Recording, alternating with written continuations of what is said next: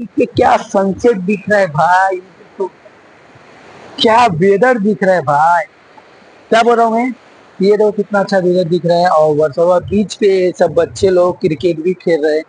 और कोई कोई फुटबॉल खेल रहे हैं। ट्रैक्टर चल रहा है भाई, ट्रैक्टर चलेगा।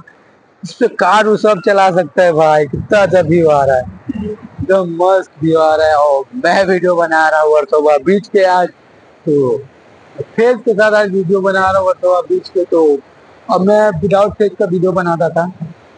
जो ये वायरलेस माइक लिया वो देखो आवाज कैसा आ रहा है। इसके बाद एक एयरफोन लेने वाला वो आवाज अच्छा आएगा। ये देखो सुनते।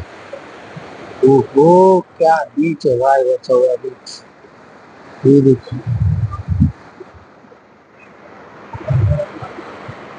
देख सकते हैं आप एकदम वेदर के साथ। और ये सनसेट का नहीं डूबता हुआ सनसेट है भाई।